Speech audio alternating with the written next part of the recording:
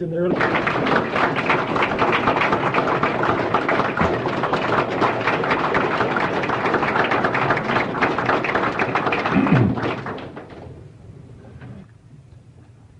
Well, Mr. Chairman, my very dear colleague, Ron Gostick, distinguished guests, ladies and gentlemen, I'd like to start by saying that I feel extremely privileged to be associated with what I regard as an historic event, associated with the ideas of a man whose views have stood the test of time. We here tonight are dealing with eternal things, but nevertheless it is what we might call a major step in the advancement of those eternal things. Now, unfortunately, as with all great revelations, those of Douglas have not only been obscured and suppressed, but have also been distorted, often by those who have used the term social credit, the term coined by Douglas, with the result that we have his ideas often misrepresented to the advantage of the enemies of freedom, and also perverted by those who have seen in social credit a way to power for themselves. But I believe, Mr. Chairman, that having suffered these distortions and perversions, and we've seen them in many parts of the world, dragged through the gutter of party politics, the mounting pressure of the deepening crisis has now produced a situation where there is around the world a regeneration of genuine social credit as the only alternative to the stark threat of a civilization disintegrating, as we've already heard. Now, we shouldn't, I suggest to you, be surprised that distortion and perversion has taken place. For my own part, I believe that after 2,000 years, only now are we beginning to grasp the full implications of the real message of the carpenter of Nazarene. After a lifetime, there is now developing a new understanding of the deeper implications of the Douglas revelation. Douglas himself was a remarkable individual by any standards. It's rather indicative of the nature of this man that he requested that no biographies be written. He was more concerned that his ideas be assessed quite apart from Douglas the individual. That doesn't mean that we don't know a lot about Douglas the man. We do know he was a rounded man. He was a balanced man. He not only was interested, as we are going to see, with the financial aspects of our problem, but he was interested in more fundamental aspects. In fact, there's no aspect of human affairs which Douglas has not shed a blinding light upon.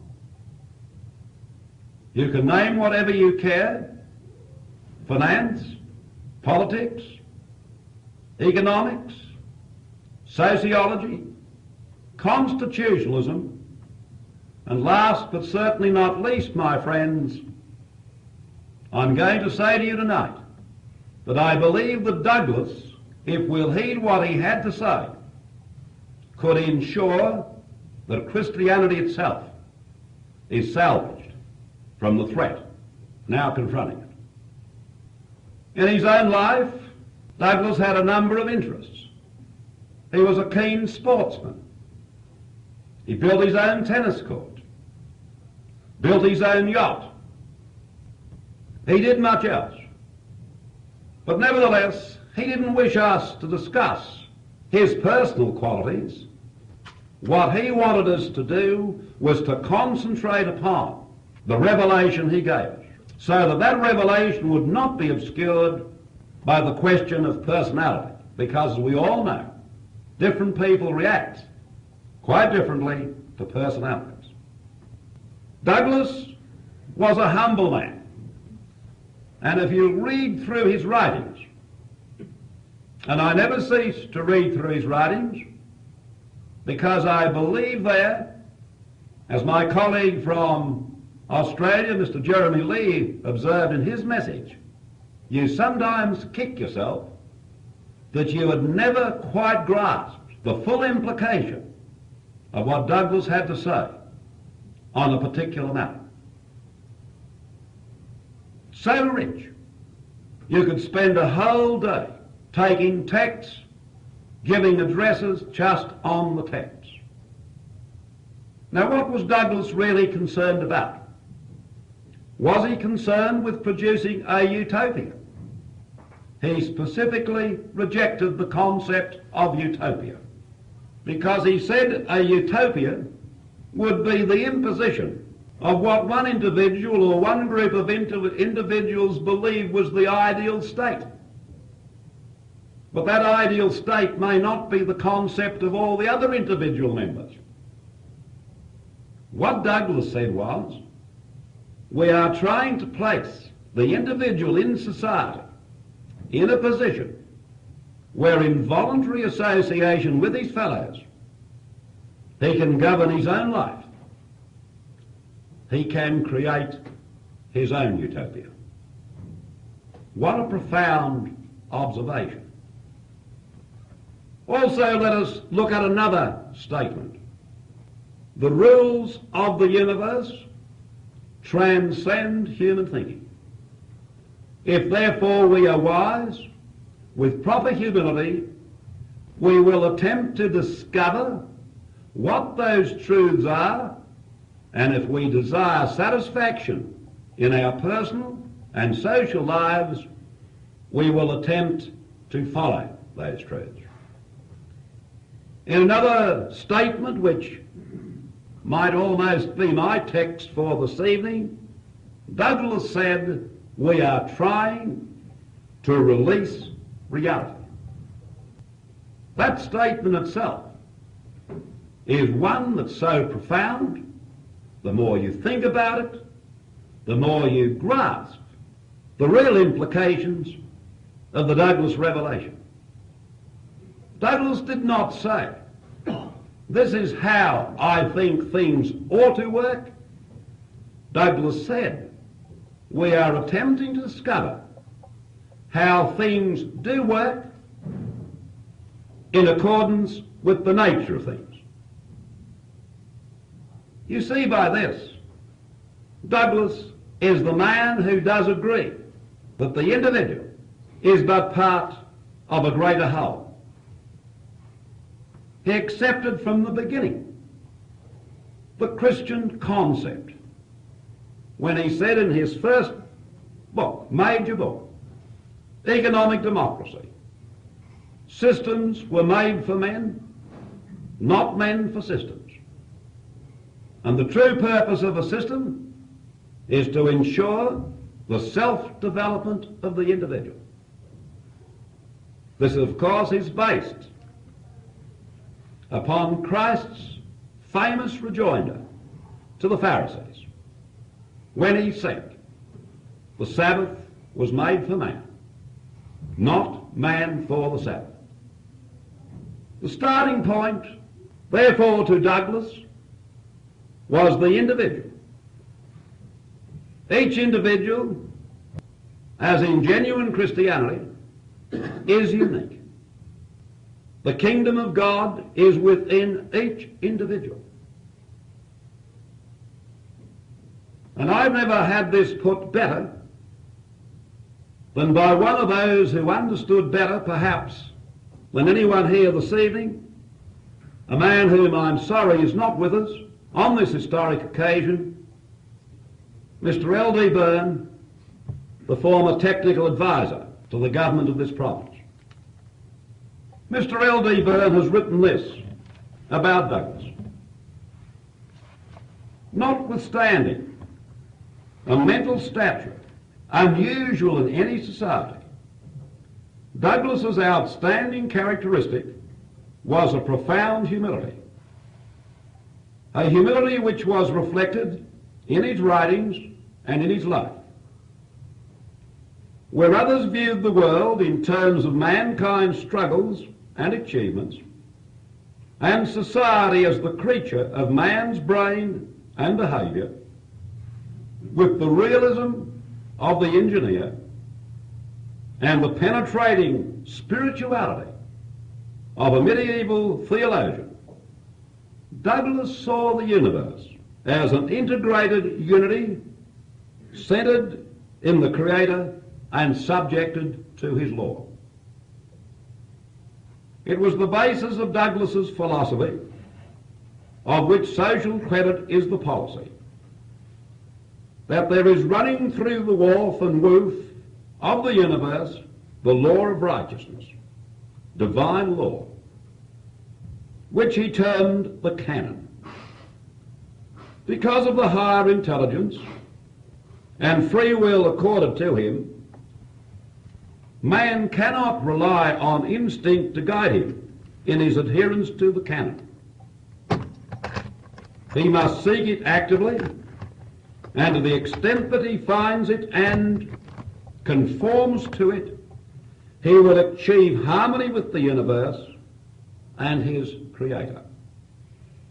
Conversely, to the degree that he ignores the operation of the canon and flouts it, he will bring disaster upon himself. Mr. Byrne continues, it was inherent in Douglas's writing that he viewed society as something partaking of the nature of an organism which could have life and life more abundance, to the extent it was God-centred in obedience to his canon. Within this organism, the sovereignty of God the Creator of all things visible and invisible being absolute, there must be full recognition of the sanctity of human personality, and therefore of the individual person as free to live his life, and within the body social, to enter into or contract out of such associations as with responsibility to his Creator he may choose.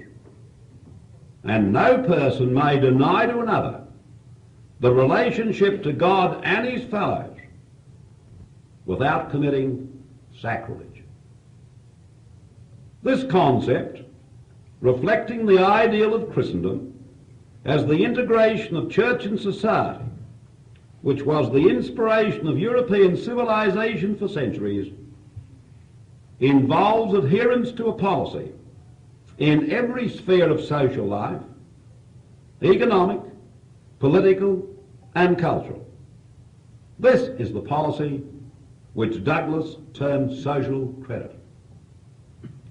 Looking out upon the world with a clarity of vision which was unique in his time, Douglas saw a doomed civilization committed to the opposite policy, stemming from a conflicting philosophy, a philosophy which deified man and sought to subjugate the world to him. How different that view as compared with those who would have us believe that all that Douglas offered mankind was just simply some other brand of monetary reform.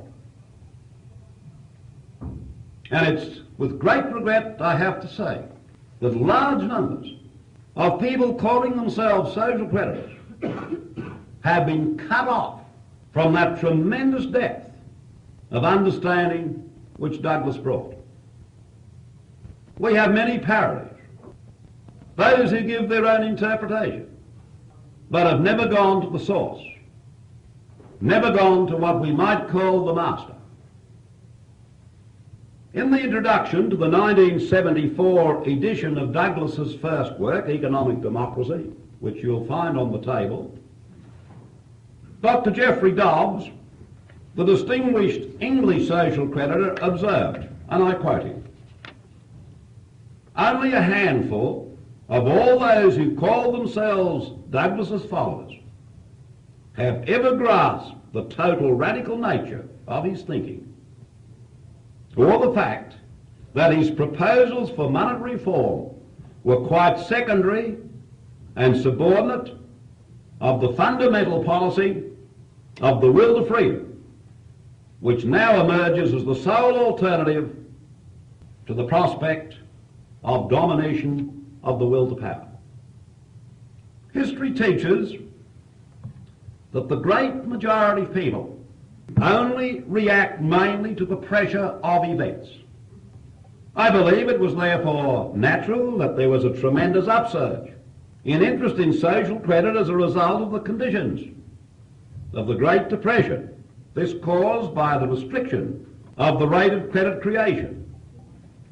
But the overwhelming majority of those attracted to social credit saw it only in terms of monetary or material proposals which they hoped, logically, would alleviate their desperate material conditions. Few gave much thought to whether such proposals were technically sound or to where they might lead. There were even some who saw the great National Socialist leader Hitler as a type of social creditor, because his government was creating new money to put unemployed Germans to work. Generally ignored was this philosophy behind this type of monetary policy, a philosophy which insisted upon guns before butter. The policy of full employment, even if the employment is useless and soul-destroying, or is devoted towards building up communist China now, in the same way that the Soviet Union has been built up, is rooted in the same type of philosophy which motivated Hitler. It is the philosophy, my friends, of the Antichrist.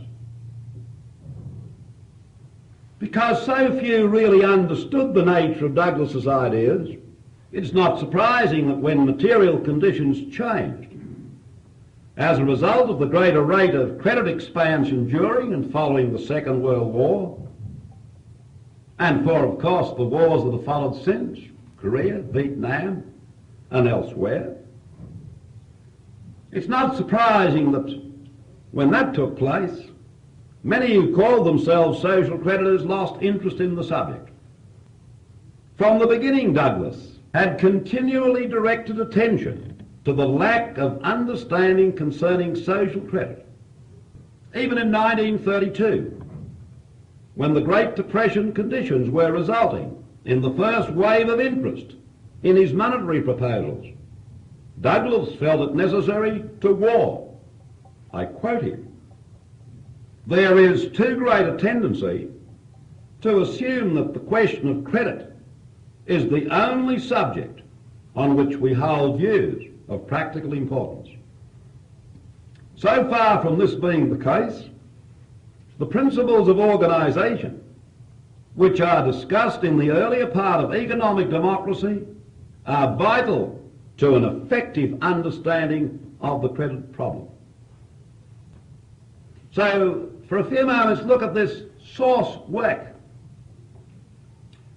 There are barely 25,000 words in Economic Democracy. But a close study of it today, 60 years after it was first published, reveals that it was the work of a great genius.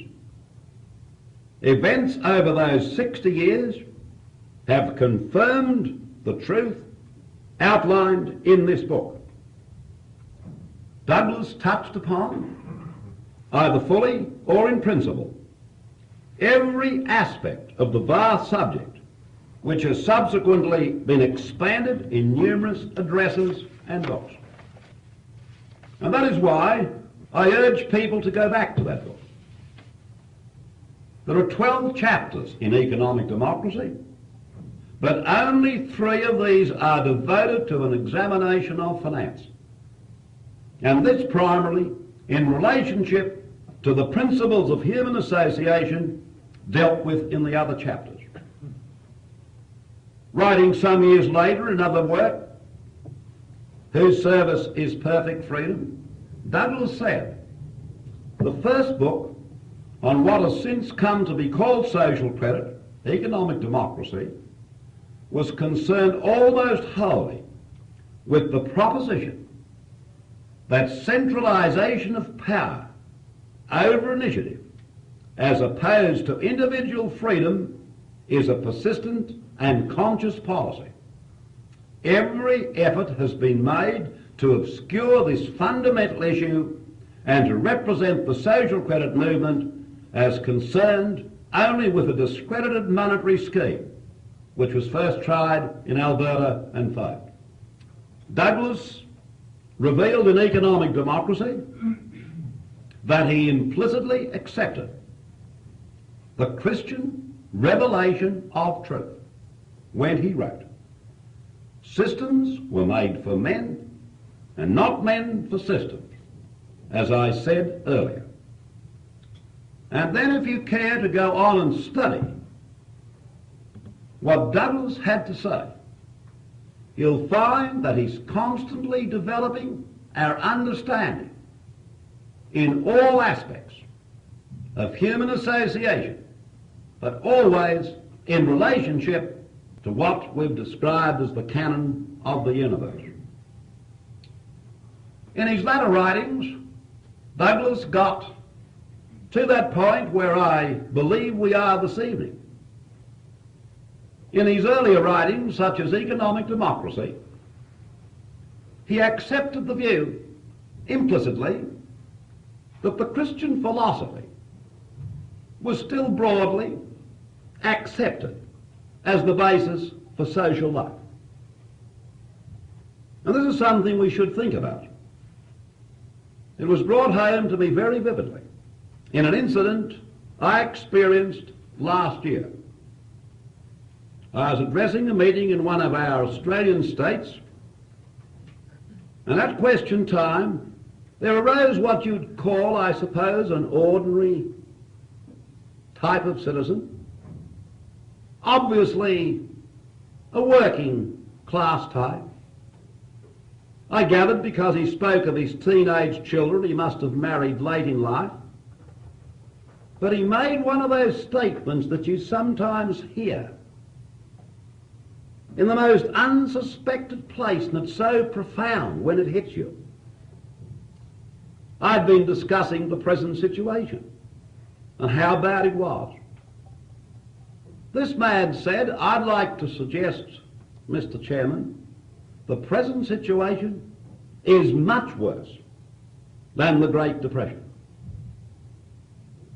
And we stopped and we wondered what he would say. And I said, my friend, well, what have you in mind? Well, he said, during the Great Depression, it is true, the material conditions were much harder than they are now. We had little money.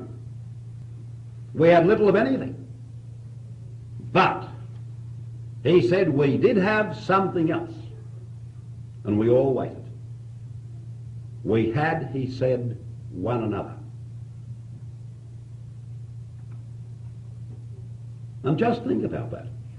We had one another.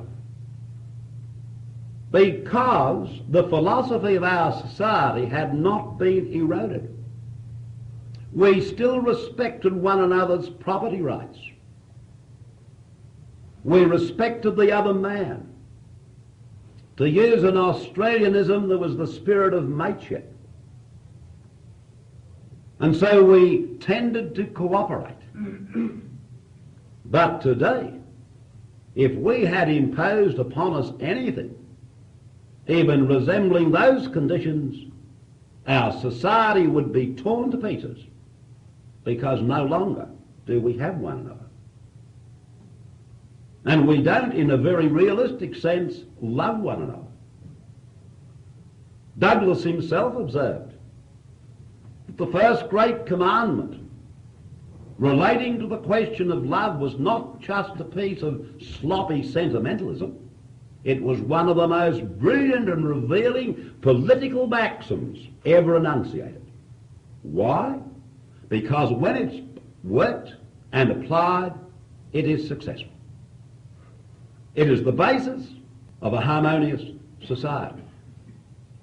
So therefore Douglas, in his latter writings, therefore dealt with a different situation. He had predicted this, as we've heard from previous speakers, that tremendous prophecy that there would come within the time of those living this tremendous crisis. That was in 1924. You'll find that in the last chapter of Social Credit, the critical moment. It's been said, my friends, that a true scientist is one who can accurately predict coming events. And if that's the test, Douglas was one of the greatest scientists and greatest prophets of all time. Even in the monetary field, many have overlooked the fact that in the early 20s, Douglas was warning, if you attempt to operate our finance economic system under the present methods of issuing credit, one result is absolutely certain. And that result, my friends, is increasing inflation. The insidiousness of inflation is something we could spend a whole lecture on. It's one of the factors that's destroying our society, perhaps more than any other single factor. And might I say that Douglas the historian, the man who believed we could learn from the lessons of history, did observe that one of the major causes of the disintegration of the great Roman civilization was not the barbarians outside, but the rot inside. And running through that rot was monetary inflation, and you had governments of that day attempting to do exactly what they're doing today with exactly the same disastrous results. They had every social problem we have today. Douglas warned and predicted that. He predicted the Great Depression. And he also warned that the Second World War was inevitable unless there was a major modification of orthodox finance economic policies. And immediately upon the outbreak of the conflict he predicted, Douglas warned that it would be used to break up the British Empire. 30 years ago, if you'd have got up at a public meeting and said that contrary to what the great Churchill had said, he had not been elected as His Majesty's First Minister to preside over the liquidation of that empire, but it was going to be liquidated, people would have called you a traitor or worse. I'm sorry, friends, events proved Douglas right. He went on to stress it would be used to establish the political Zionist state of Israel. It would be used to centralize all power still further in a bid to establish the world state. Now, Douglas made his predictions before the type of massive documentation we now have concerning the emerging threat of the world state. But now we can see the framework emerging in the form of new international economic orders, world banks, international currencies, and much else. But Douglas predicted this because he understood if you violate principles, you open the way for the will to power to operate through individuals. Long before ecology and conservation became issues for widespread discussion and the production of a vast literature, Douglas had warned that to attempt to drive the economic system under centralised financial policies of debt, heavy taxation and inflation would result in built-in obsolescence and a growing waste of valuable resources. He was the first great conservationist. In fact, there's no subject you can turn to that Douglas didn't shed that light of truth upon, including constitutionalism, something you Canadians are hearing about, as governments at Ottawa suggest that your constitution might be torn up. In other words, you're going to try and play the game, presumably without any rules at all, or the rules decided by those who have the power. Douglas dealt with it. And finally, Douglas insisted that salvation was only possible by going back to basic principles. He stressed that the only hope was what he described as practical Christianity. The British Labour leader, Hugh Douglas, once made the sneering remark that Douglas should perhaps be regarded more of a religious farmer than as a man who made any serious contribution to monetary reform. And in one sense, Hugh Douglas was right. And here I must speak on a personal note. And I can only say, as far as I am concerned, Douglas has helped me more to grasp what I believe is the essence of what Christianity is about than I've heard from any other individual. Douglas took some aspects of the question and directed our attention to it. For example, he observed, which of course many have observed before him, that faith without works is death. But he also gave a brilliant analogy of what he described as the central core of the problem, which is the doctrine of incarnation. Now, he said, in essence, what is the use of us merely discovering great truths about anything and large numbers going around and saying, yes, hallelujah, we all believe in the truths, and we don't devise the appropriate mechanisms through which the truth's going to be released. As he said in the case, he gave the analogy of thermodynamics.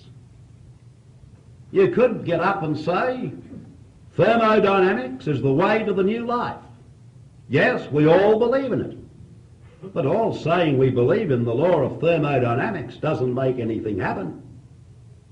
What we've got to do is to take the law and we've got to apply it. We've got to devise the mechanism. We've got to work at it.